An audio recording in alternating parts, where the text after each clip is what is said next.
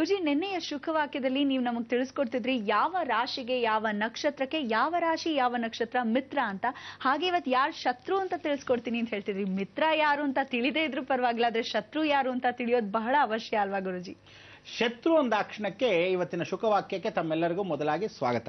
ಶತ್ರು ಅಂತ ತಿಳಿಯಬೇಕಾದ್ರೆ ಬಹಳ ವಿಶೇಷಕರವಾಗಿರ್ತಕ್ಕಂಥ ವಿಚಾರಗಳನ್ನು ತಿಳ್ಕೋಬೇಕು. ಶತ್ರು ಅಂದಾಕ್ಷಣಕ್ಕೆ ಏನು ಅಂದರೆ, ನಮಗೆ ಅವನು ಶತ್ರು ಆಗ್ತಾನೆ, ಅವನು ನಮಗೆ ಶತ್ರು ಆಗ್ತಾನೆ, ಅಥವಾ ಯಾವುದೇ ಕಾರಣಕ್ಕೂ ಯಾವುದಾದ್ರೂ ಒಂದು ಶತ್ರುತ್ವ ಉದ್ಭವವಾಗುತ್ತಾ ಅಂದರೆ, ಇವಾಗ ಗಂಡ ಹೆಂಡತಿ ಇರ್ತಾರೆ, ಜಗಳ ಮಾಡದೇನೇ ಇರಲ್ಲ, ಮಾಡಲೇಬೇಕು.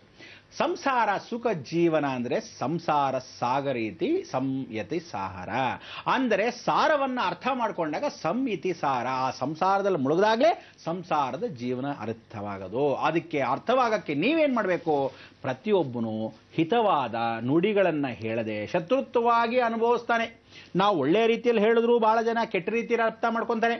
ಬೈತಾರೆ ಸ್ವಾಮಿ ಎಂದರೆಗೆ ಎಷ್ಟು ಜನ ಬೈದು ಹೇಳಿದ್ರು ಭಾಳ ಸಂತೋಷ ಅಂತಾರೆ. ನೋಡಿ, ಹೇಳ್ರಪ್ಪ ಅಂದಾಗ ಕೇಳೋದಿಲ್ಲ.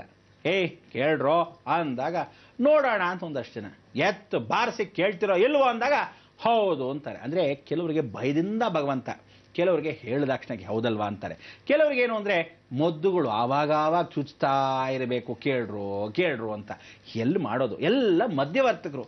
ಈ ಮಧ್ಯವರ್ತಕರಾಗಿರ್ತಕ್ಕಂಥ ವಿಚಾರವೇ ಶತ್ರುತ್ವ. ಆ ಶತ್ರುತ್ವ ಏನು ಅಂದರೆ ಯಾವಾಗಲೂ ಇರಲ್ಲ, ಯಾವ ಸಮಯಕ್ಕೆ ಬರುತ್ತೆ ಗೊತ್ತಿಲ್ಲ, ಬರೋದು ಖಚಿತ. ಆದ್ರಿಂದ ಯಾವ ಗ್ರಹದಿಂದ ಯಾವ ರಾಶಿಗೆ, ಯಾವ ನಕ್ಷತ್ರದಿಂದ ಯಾವ ರಾಶಿಗೆ, ಈ ರಾಶಿಯವರಿಗೂ ಹೇಗೆ ಸಂಬಂಧ ಏನು ಬರ್ಕೋಬೇಕು? ನಮ ಸೂರ್ಯಾಯ ಚಂದ್ರಾಯ ಮಂಗಳಾಯ ಬುಧ ಗುರು ಶುಕ್ರ ಶನಿ ರಾಹು ಕೇತು ಅಷ್ಟು ಬರ್ಕೊಳ್ಳಿ. ಇಷ್ಟಾಯ್ತು. ಬರ್ಕೊಂಡ ತಕ್ಷಣಕ್ಕೆ ಮೊದಲನೇದಾಗಿ ಬರ್ಕೊಳ್ಳಿ, ಸೂರ್ಯನಿಗೆ ಶತ್ರು ಯಾರು? ಶುಕ್ರ ಮತ್ತು ಶನಿ. ಸೂರ್ಯನಿಗೆ ಶತ್ರು ಶುಕ್ರ ಶನಿ. ಚಂದ್ರನ್ಗೆ ಯಾರು ಶತ್ರು? ಚಂದ್ರನಿಗೆ ಯಾರು ಶತ್ರು ಇಲ್ಲ. ಅಂದರೆ ಚಂದ್ರ ಎಲ್ಲರಲ್ಲೂ ತಳೀನಾಗ್ತಾನೆ. ಯಾತಕ್ಕೆ ಅಂದರೆ ಎಲ್ಲ ರಾಶಿಯಲ್ಲೂ ಚಂದ್ರ ಕೂತ್ಕೊಳ್ಳೇಬೇಕು, ಇಲ್ಲದೆ ರಾಶಿ ಅನ್ಸ್ಕೊಳ್ಳೋದು ಯಾವಾಗ? ಚಂದ್ರ ಎಲ್ಲಿ ಕೂತ್ಕೊಂತಾನೋ ಅದೇ ರಾಶಿ ನಿಮ್ಮದು. ಅಂದರೆ ನಿಮ್ಮ ನಕ್ಷತ್ರ ಯಾವ ದಿನ ನೀವು ಹುಟ್ಟುತ್ತೀರೋ ಆ ನಕ್ಷತ್ರಕ್ಕೆ ಆ ರಾಶಿ ಅಲ್ಲೇ ಚಂದ್ರ ಇದ್ದರೆ ಮಾತ್ರ. ಅದರಿಂದ ಚಂದ್ರ ಯಾರಿಗೂ ಶತ್ರು ಇಲ್ಲ, ಚಂದ್ರನಿಗೆ ಯಾರೂ ಶತ್ರು ಇಲ್ಲ. ಆದರೆ ಯಾರಾದ್ರೂಗೆ ಚಂದ್ರ ಶತ್ರು ಆಗ್ತಾನೆ. ಅದಕ್ಕೋಸ್ಕರ ಚಂದ್ರನಿಗೆ ಯಾರೂ ಶತ್ರು ಇಲ್ಲ. ನಿಲ್ಲಂತ ಹಾಕೊಳ್ಳಿ, ಖಾಲಿ ಬಿಟ್ಕೊಳ್ಳಿ ಜಾಗನ. ಗುರುಗೆ ಯಾರು ಶತ್ರು? ಬುಧ ಮತ್ತು ಶುಕ್ರ. ಗುರುಗೆ ಬುಧ ಮತ್ತು ಶುಕ್ರ. ಕುಜನಿಗೆ ಬುಧ ಶತ್ರು. ಕುಜನಿಗೆ ಬುಧ ಶತ್ರು. ಬುಧನಿಗೆ ಚಂದ್ರ ಶತ್ರು.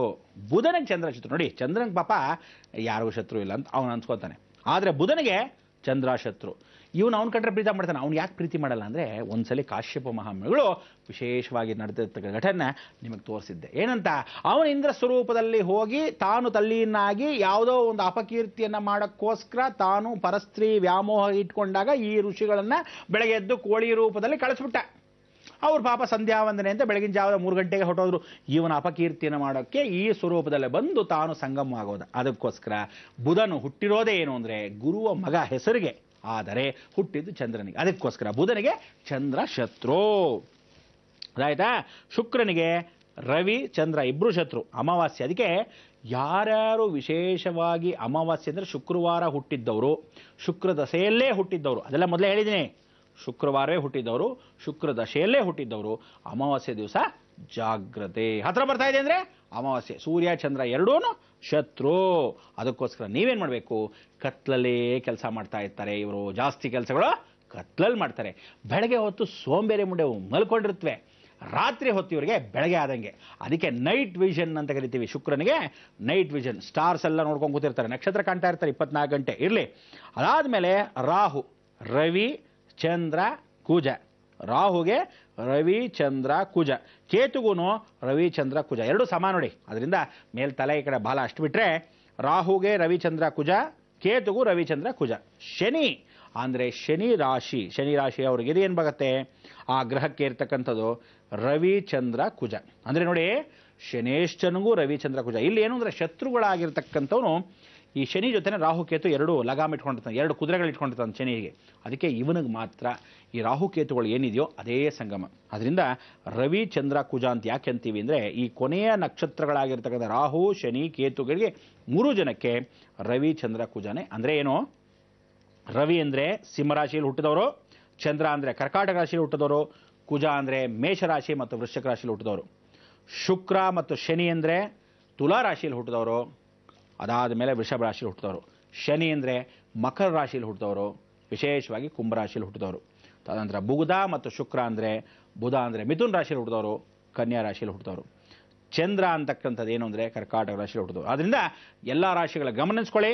ಸೂರ್ಯ, ಚಂದ್ರ, ಗುರು, ಕುಜ, ಬುಧ, ಶುಕ್ರ, ರಾಹು, ಕೇತು, ಶನಿ ಇತ್ಯಾದಿಗಳನ್ನು ಪರಿಪೂರ್ಣವಾಗಿ ಗ್ರಹಗಳಿಗೆ ಶತ್ರು. ಅಂದರೆ ಆ ನಕ್ಷತ್ರಗಳು ಯಾವತ್ತಾದರೂ ಫ್ರೆಂಡ್ ಆಗಿರ್ಬೋದು, ಮಕ್ಕಳೇ ಆಗಿರ್ಬೋದು, ಹೆಂಡತಿ ಆಗಿರ್ಬೋದು, ಲವ್ವರ್ ಆಗಿರ್ಬೋದು, ತಾಯಿ ಆಗಿರ್ಬೋದು, ತಂದೆ ಆಗಿರ್ಬೋದು, ಬಂಧು ಬಾಂಧವ್ಯರಾಗಿರ್ಬೋದು, ಅಣ್ಣ ತಮ್ಮಂದ್ರಾಗಿರ್ಬೋದು, ಈ ಶತ್ರುತ್ವ ಯಾವತ್ತಾದರೂ ಹಾಗೆ ಬರುತ್ತೆ. ಅದೇ ಚಿಟಿಕೆನೇ ವಿಶೇಷ ಶತ್ರುತ್ವ.